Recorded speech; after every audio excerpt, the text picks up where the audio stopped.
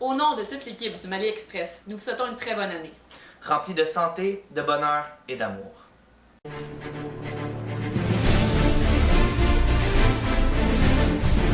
Bonjour. Pour ce qui est de l'intervention de l'armée française au Mali et des groupes djihadistes, plusieurs événements sont survenus.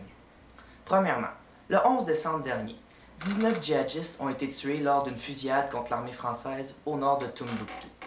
L'armée française n'a subi aucune perte. Bon, pour continuer, il y a eu continuité de la traque de l'armée française sur les groupes djihadistes dans le nord du Mali, qui, il faut se dire, n'a pas été de tout repos pour l'armée française. Dans le mois de janvier 2014, cela va faire 1 an que l'armée française est au Mali pour combattre les groupes terroristes. Il faut noter que certains groupes terroristes sont même reliés à l'organisation Al-Qaïda.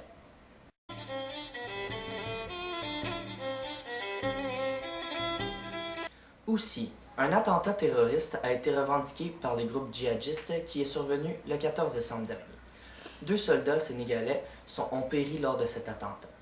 Un véhicule bourré d'explosifs a foncé sur la banque malienne de solidarité qui était gardée par des soldats maliens et des soldats de l'ONU. À noter que cet attentat est survenu la veille des élections législatives.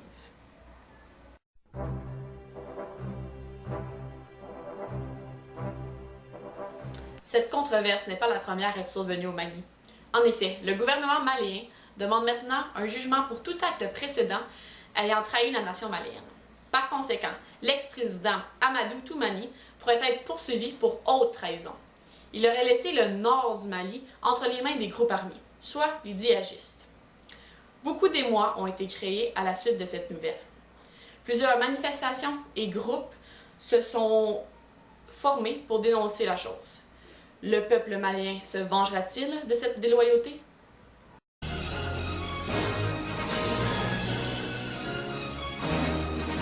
Des scientifiques ont décidé de faire une rétrospective économique au Mali sur l'année 2013.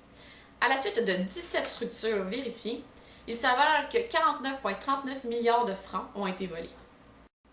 Pour finir, Ibrahim Boubacar Keïta a dit une phrase qui décrit très bien l'état du Mali dans la dernière année et de la façon qu'il veut commencer 2014. Et je cite « Je veux la paix ».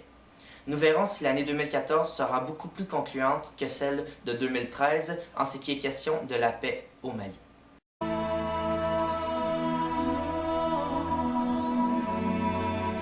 C'était tout pour cette capsule de Mali Express. Au mois prochain!